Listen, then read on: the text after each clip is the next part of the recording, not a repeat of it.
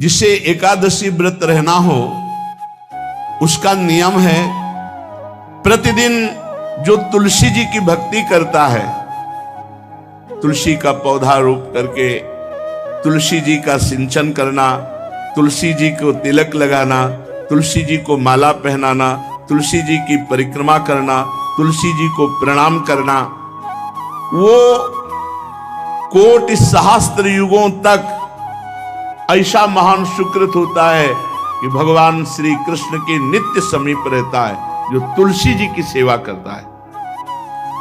जब तक मनुष्य की लगाई हुई तुलसी की शाखा प्रशाखा बीज पुष्प सुंदर दल से तुलसी जी सुशोभित होती है, तब तक हजारों कल्पों में श्री हरिधाम में रहते हुए उसका कभी पुण्य नष्ट नहीं होता। जैसे एक दिन 1000 कल्प, 2 दिन 2000 कल्प, वो भगवान के नित्य धाम में महान सुकृत के बल से भगवत धाम में रहेगा, जो तुलसी जी का पक्का मान लीजिए।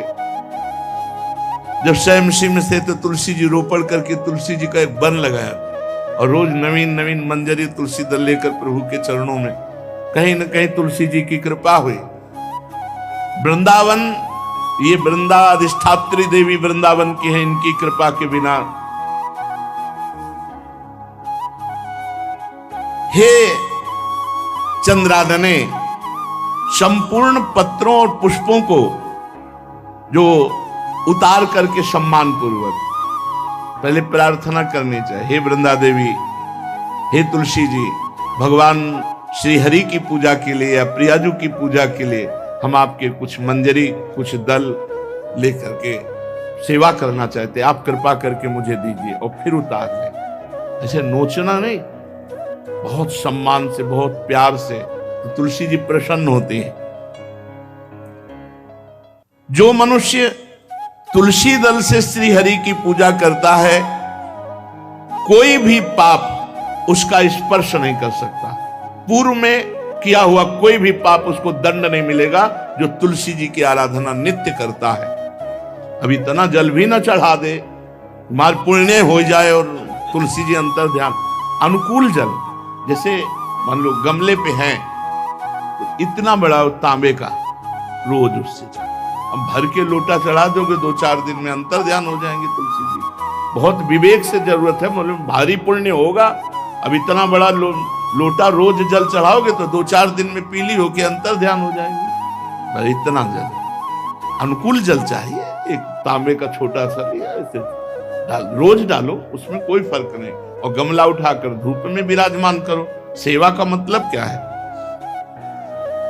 जो तुलसी जी को जल अर्पित करके तुलसी जी की सेवा करता है, हरि चिंतन करता, कभी कोई पाप उसका स्पर्श नहीं कर सकता। 100 भार सोना, 400 भार चांदी,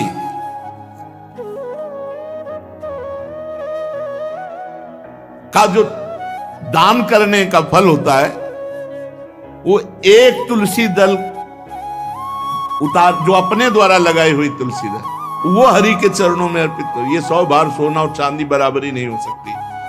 कितना महत्व है। जो रोज तुलसी दल चयन कर, द्वादशी को न चयन करे, द्वादशी को मतलब बहुत बड़ा अपराध लगता है तुलसी दल का, इस मतलब तुलसी के वृक्ष का भी स्पर्श न करे। प्रणाम नमस्कार दूर से, एक भी दल नहीं टूटना चाहिए। द्वादशी को ऐसा हमने महापुरुषों से सुना है कि मंजरी और पत्र उतारना ये ठीक नहीं, बिल्कुल नहीं ठीक है। ब्रह्म हत्या का फल लगता है, अगर जो पाप लगता है अगर कोई द्वादशी को तुलसी चयन, बहुत सावधानी से। जिसके घर में तुलसी का बगीचा होता है, कई पौधे होते हैं, उसको कहीं तीर्थ जाने की जरूरत नहीं, उसका घर तीर्थ है जिसके घर में तुलसी के पौधे हैं। और यमराज कभी उस घर में किसी भी मरने वाले को लेने नहीं आएंगे। जिसके घर में तुलसी, लगा लो भैया तुलसी लगा लो घर में, काहे को यमराज को आने दोगे? सबके घर में तुलसी। कितना सुंदर पहले था, घर में आंगन होते थे, आंगन में एक बहुत बड़ा, और फिर उसमें तुलसी जी, और फिर उसमें 2-4 नर्मदेश्वर शालिग्राम ऐसे, और फिर घर का हर व्यक्ति जल चढ़ाना, प्रणाम करना, नमस्कार करना, चार पर कितनी पवित्र पद्धतियां हमारी थी। जब रसोई बने पहली गाय के लिए, फिर कुछ पक्षियों के लिए, फिर कोई संत महात्मा, कोई भिक्षु, ऐसा कितना पवित्र व्यवहार। अभी यहाँ जैसे हमने देखा है, ये रसोई बन रही ना, तो धुआं नहीं खत्म होने पाता, वो ही सब अपवित्र किए हुए हैं, राक्षसी बुद्धि आती चली जा रही। तुलसी जी, ये भागवती को वस्तु है। हमें लगता है बालकनी तो होती ही, बढ़िया बालकनी में कैसा उठाने धरने वाला स्टैंड लोहे का रखो कि तुलसी जी को विराजमान कर दो। जिसके घर में तुलसी जी विराजमान होती, उसके घर में यमराज कभी नहीं जाते। जो तुलसी जी का सेवन करता है, उसकी सारी कामनाएं तुलसी जी पूर्ण कर देती है। तुलसी जी को लगाना, तुलसी जी का पालन करना, तुलसी जी को सिंचन करना, तुलसी जी का दर्शन करना, तुलसी जी का स्पर्श करना, मनुष्य के द्वारा जो मन, वाणी और शरीर से पाप हो गए, सबको तुलसी महारानी क्षमा कर देती है, दग्ध कर देती है। पुष्कर आदि तीर्थ, गंगा आदि परम पावन नदियां, ये सब जो स्नान आदि, अवगाहन आदि करने का फल देते हैं, वो केवल तुलसी जी घर में विराजमान है, उसको फल मिल जाएगा। कितने बढ़िया। जो तुलसी जी की नवीन मंजरी प्रभु के चरणों में अर्पित करके प्रणाम करता है, वो चाहे कितना भी अपराध किए हो, वो कभी यमपुरी को नहीं देखेगा, कभी यमराज के पास नहीं जाएगा। जो मनुष्य तुलसी काष्ठ का घिसा हुआ चंदन लगाता है, उसके सारे संचित भस्म हो जाते हैं, और क्रियमाण जो वर्तमान, वो कभी उसको बांध नहीं सकते। तुलसी जी का काष्ठ का घिसा हुआ चंदन। जिसके घर में तुलसी की छाया होती है, वहां पितरों को अपने आप कल्याण प्राप्त हो जाता है। जो श्राद्ध करने से लाभ मिलता है पितरों को, घर में तुलसी लगा के, जो तुलसी की छाया, बड़ा वृक्ष, पितरों को तृप्ति मिलती है। चतुर्भुज ब्रह्मा जी सारंग धनवा श्री हरि के महामहिम स्वरूप की अनुभूति करने के लिए भी कहा है कि तुलसी जी का महान महात्म्य, अगर तुलसी जी का सेवन करे तो भगवान श्री हरि की महिमा को जान जाएगा। स्त्री हो या पुरुष, पुरुष नपुंसक नारीवा जीव चराचर कोय, सर्व भाव भज कपट तज मोहि परम प्रिय सोय। शरीर वर्दी है, हमारी पोशाक है, हम सब एक हैं, आत्मस्वरूप हैं, कुछ अलग नहीं है। शरीर केवल पांच भौतिक है, तो सबका पांच भौतिक है, उसमें चिन्ह है स्त्री पुरुष के, बस। इसके लिए भगवान की आराधना निषेध थोड़ी है। जो स्त्री या पुरुष श्री तुलसी जी के काष्ठ के मन के बना के, जैसे छोटी कंठी या बड़ी माला धारण करता है, श्री कृष्ण उसके बस में हो जाते हैं। यह है तुलसी जी की महिमा। परम सुहाग श्री कृष्ण मिल जाते हैं, और कौन सी हमें उपलब्धि चाहिए। हे गोप नंदिनी, तुलसी जी का सेवन करने से श्री कृष्ण वश में हो जाते हैं।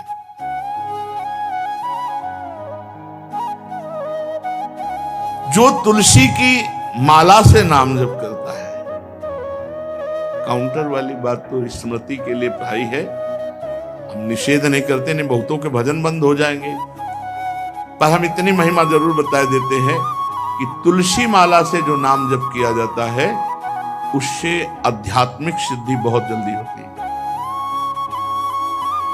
गुरुदेव भगवान कहते जो अंगुलियों से रगड़ होती है मन का से, उसमें आध्यात्मिक ऊर्जा शक्ति तुलसी माला से। प्लास्टिक पर भाई करो, निषेध नहीं कह रहे, बंद हो जाएगा वो भी राधा राधा कहना, वो हमें बंद नहीं करना।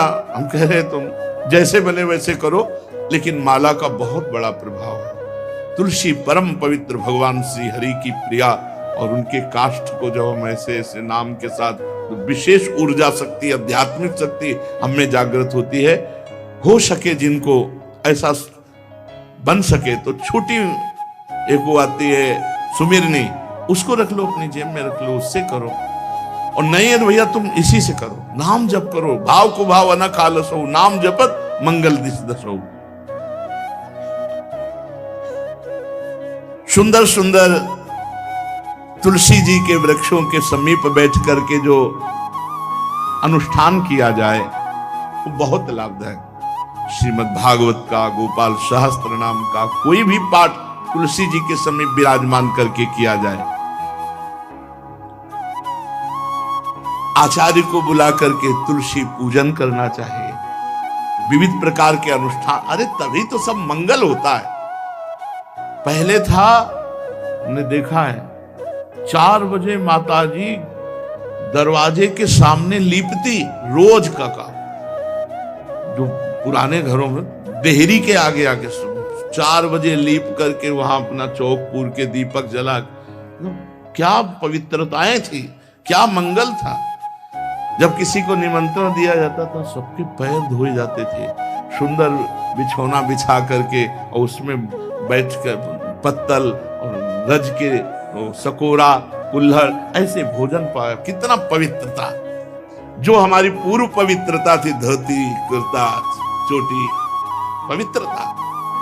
अगर बाहर जा रहे तो पैजामा कुर्ता, ऐसे बहुत पवित्र पोशाकें थी, पवित्र आचरण थे, पवित्र खान पान था। घर में जाओ तो एक पवित्रता है। किसी भी घर में ऐसा नहीं था कि देव मूर्ति न विराजमान हो, किसी भी घर में ऐसा नहीं था तुलसी जी विराजमान न हो, 1-2 गाय जरूर होती थी, पवित्रता। अब तो बड़ा विचित्र, ये भारतीय गौएं जो श्वेत रंग की, जो अरुण रंग की, जो सींग वाली हैं, वो उनका आप दुग्ध देखिए, दूह कर रख दीजिए, स्वर्णिम कांति छाई मिलेगी। ये हमारी भारतीय पद्धति है, हविष्यान्न, इससे देवताओं का, भगवान का, सबका अभिषेक पूजन होता है। शुद्ध गाय जो हमारी भारतीय है, टीला है उसकी जैसे निकला हुआ, भगवान ने सेवा की है। हमारे गोविंद भगवान का नाम ही गोविंद, गौओं के इंद्र। भगवान सुबह से निकल जाते थे, शाम तक गौओं को चराते थे। बड़ा तो किशोरी जी ने श्री तुलसी जी के पूजन की बात, भगवान गोपियों से वादा किए थे कि अब तुम्हें अगली पूर्णिमा को रास, अब रास बिना रासेश्वरी के नहीं हो सकता। लिखा हो चाहे ना लिखा हो, कोई भी विद्वान, कोई भी प्रवक्ता इस बात को बतावे, कहते हैं भागवत में राधा नाम नहीं लिखा है, भागवत राधामय ही है। सांद्रानंद घन प्रेम मूर्ति किशोरी, बिना लाडली जू के कोई रास बता दे कहीं भी, कभी भी, कैसा भी। महारानी जू के बिना रासेश्वरी के रास हो ही नहीं सकता, लिखा हो चाहे ना लिखा हो। क्यों नहीं लिखा? याते श्री सुख प्रगट कियो नहीं, जहां बोले राधा तो समाधि लग जाती हो, यहां 7 दिन में तक्षक काटना है। श्री सुखदेव जी ने महारानी जी का नाम, हरिराम व्यास जी कह रहे, याते श्री सुख प्रगट कियो नहीं, जानि सार को सार परम धन, राधा नाम आधार। वैसे तो रोज संकेत वन में, पीछे हमने चर्चा की थी, प्रेम सरोवर में प्रियालाल मिलते थे, नंदगांव बरसा। आज लालू ने एक नई लीला रची, गोप देवी लीला है। श्री लालजू महाराज प्रियाजू को रास के लिए उन्होंने सोचा एक बार छलिया रूप रख करके महल में प्रवेश करते हैं, देखते हैं लाडली जू पहचानती है कि नहीं, और कितना प्यार लाडली जू करती है। महाराज तो जो रूप धारण करें तो सभी सुंदर हैं, तो सुंदरता के समुद्र हैं। जब नकबेसर धारण करते ना, अंजन और घूंघट नीलांबर का, महाराज हृदय चूर चूर हो जाए, ऐसे सुंदर है। गोरी किशोरी भी चकोरी है जिनकी, नीलांबर धारण करके, और जिस समय लाली लगा के महाराज अपने राधा पी जी को कभी कभी जब आते हैं तो देखो ऐसा लगता है यार बलिहार है महाराज, जो रूप धारण करते सीधे हृदय पर प्रहार करते हो। प्रभु ने गोप देवी का रूप धारण किया, गोपांगना का। श्री चरणों में नूपुरों की झनकार, कटी में करधनी जिसमें क्षुद्र घंटिका लगी हुई है। अद्भुतम गोपिका रूपम चलत झंकार नूपुरम किंकिणी घंटिका शब्द मंगुलीयक भूषितम।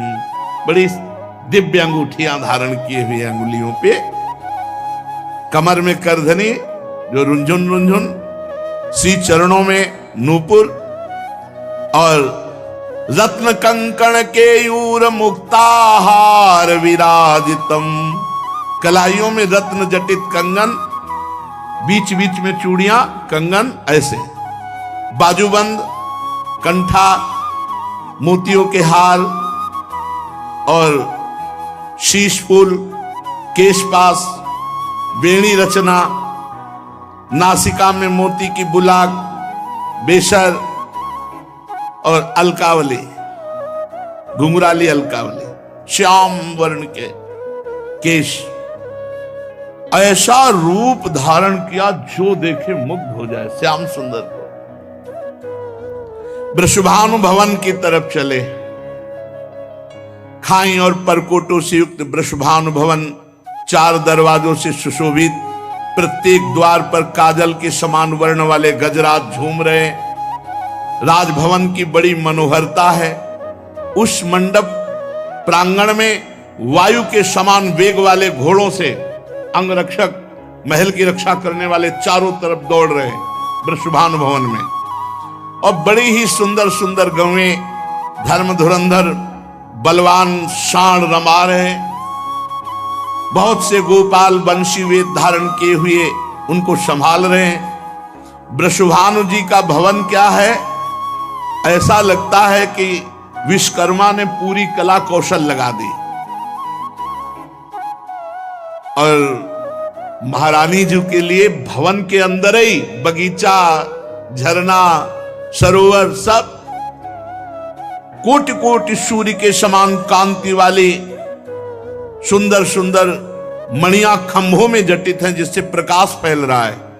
रत्न मंडित आंगन, बहुत से रत्न स्वरूप भूमि पे जटित हैं। और वहां वीणा, ताल, मृदंग आदि बाजे बजाती हुई बहुत सी मनोहर सखियां फूल छड़ी लिए हुए दरवाजे पर खड़ी हैं। संगीत बज रहा है। उस अंतापुर में दिव्य विशाल उपवन की छटा छटक रही। भीतर ही अनार कंद